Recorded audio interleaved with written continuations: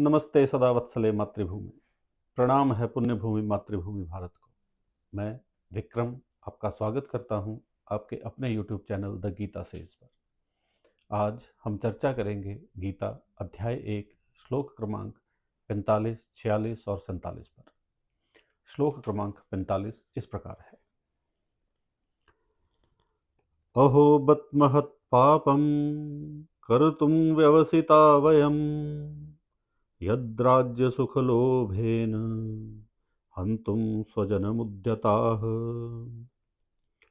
अर्थात अहो कितने शोक की बात है कि हम लोग बुद्धिमान होकर भी महान पाप करने को तैयार हो गए हैं, जो राज्य और सुख के लोभ से स्वजनों को मारने के लिए उद्यत हो गए हैं। पिछले श्लोक में अर्जुन कह रहा है कि स्वजनों और कुटुंबियों को मारकर हमें पाप ही लगेगा और इस पाप स्वरूप हमें नरक का वास ही मिलेगा। और युद्ध न करने के लिए अपनी बात को आगे बढ़ाकर अर्जुन कह रहा है कि कितने शोक की बात है, हम हैं तो बुद्धिमान, लेकिन राज्य के सुख और लोभ से प्रेरित होकर हम अपने ही स्वजनों को मारने के लिए इस युद्ध में उनके सामने आ खड़े हुए हैं। यहां अर्जुन ने अपनी रथ को दोनों सेनाओं के बीच में इसलिए खड़ा किया था कि वो दोनों सेनाओं का आकलन कर सके, लेकिन अर्जुन स्वयं अपनी परिस्थिति का आकलन ही ठीक ढंग से नहीं कर पा रहा। अर्जुन यह कह रहा है कि राज्य के लोभ के कारण से हम अपने कुटुंबियों के सामने युद्ध करने के लिए खड़े हो गए हैं, लेकिन वास्तव में तो युद्ध उन पर थोपा गया है। अगर दुर्योधन मात्र 5 गांव पांडवों को देता तो इस युद्ध की तो नौबत ही नहीं आती। युद्ध पांडवों पर थोपा गया, लेकिन अर्जुन किस प्रकार सोच रहा है कि हम राज्य के लोभ के कारण से अपने कुटुंबियों के सामने खड़े हैं। और यही जो सोचने का विचार है, ये हमारे नित्य प्रति के जीवन में भी इसी प्रकार चलता है। अर्जुन अपनी वास्तविक समस्या को नहीं देख रहा कि कौरव दल ने युद्ध का शंखनाद किया है और हमारे सामने खड़े हैं। अर्जुन ये सोच रहा है कि हम राज्य के लोभ में अपने कुटुंबियों के सामने खड़े हो गए, और हम भी ऐसा ही करते हैं। वास्तविक समस्या को न समझ करके हम किसी और ही दिशा में समस्या को समझने की कोशिश करते हैं। हम समस्या का सही आकलन नहीं कर पाते, और उसके कारण जब समस्या का आकलन ठीक ढंग से नहीं होता तो फिर समस्या का हल भी सही नहीं होता। और आगे के श्लोक में अर्जुन कह रहा है, यदि माम प्रतीकारम् अशस्त्रं शस्त्रपाणयः धार्तराष्ट्रारणे हन्योस्तन्मे क्षेमतरं भवेत्। अर्थात यदि मुझ शस्त्र रहित एवं सामना करने वाले को शस्त्र हाथ में लिए हुए धृतराष्ट्र के पुत्र रण में मार डालें तो वह मारना भी मेरे लिए अधिक कल्याणकारक होगा।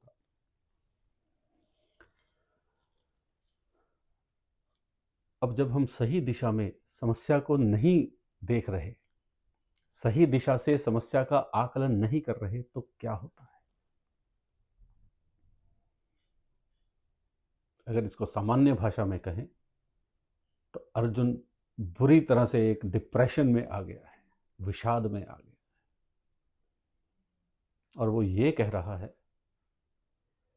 कि दुर्योधन, अगर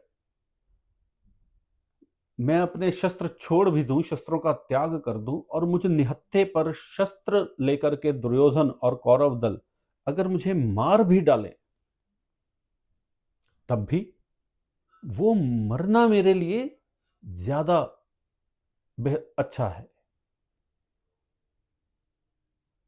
अब हम इस स्थिति का जरा आकलन करके देखें। गलत दिशा में सोचने का परिणाम क्या होता है, उसको सोच करके देखें। अर्जुन शुरू से कह रहा है, सबसे पहले तो वो कह रहा है कि हमारे स्वजन सामने हैं तो स्वजनों के प्रेम का मोह उसको लड़ने से रोक रहा है। उसके बाद उसको ये लगता है कि स्वजनों को मारकर हमें पाप लगेगा।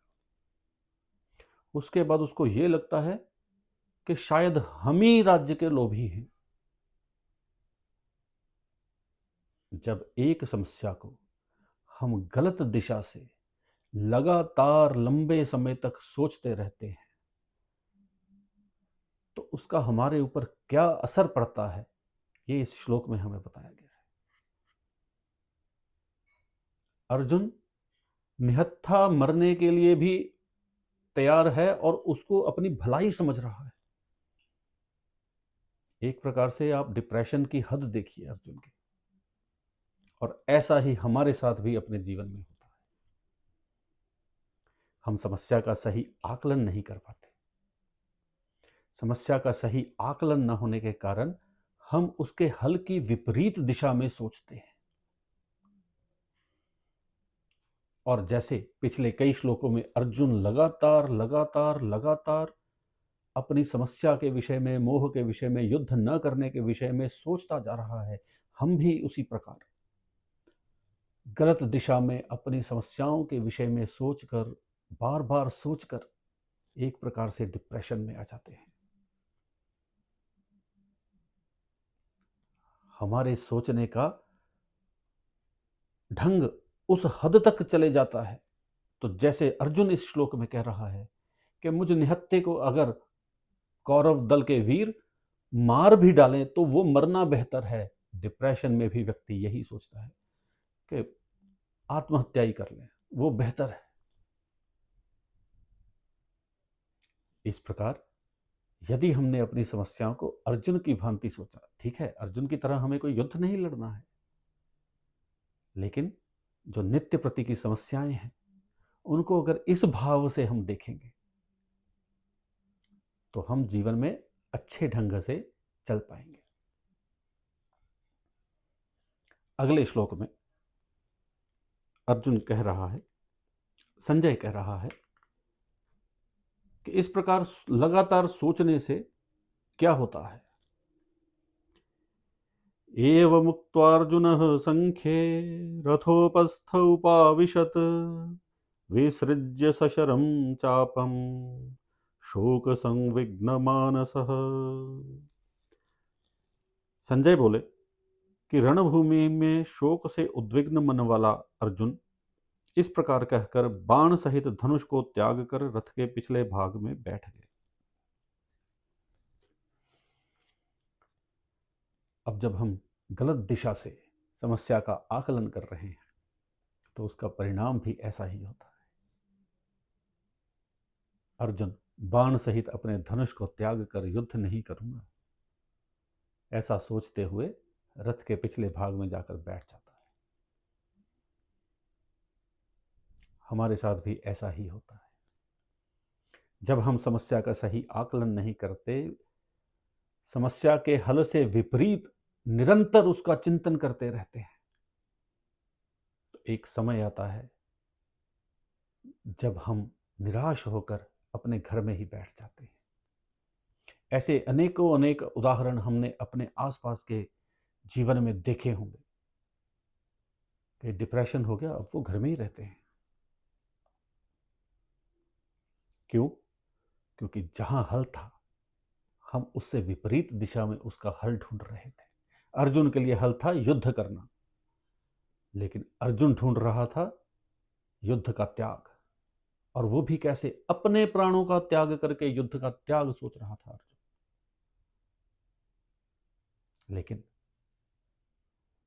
ऐसी स्थिति में भी यदि किसी को खड़ा होना है तो भगवान श्री कृष्ण की वाणी गीता ही उसमें सामर्थ्यवान है। इस प्रकार कहते हुए अर्जुन अपने शस्त्रों का त्याग कर रथ के पिछले हिस्से में बैठ जाते हैं। और यहां पर गीता का प्रथम अध्याय, जिसका नाम है अर्जुन विषाद योग, वो पहला अध्याय समाप्त होता है। आप सबसे आग्रह है कि गीता के इस सरल ढंग से समझने के लिए इस चैनल को सब्सक्राइब करें, इस वीडियो को अधिक से अधिक लोगों के साथ शेयर करें और पुण्य के भागी बने। इतना कहता हुआ मैं अपनी वाणी को विराम देता हूँ। नमो नारायण, शंभो महादेव।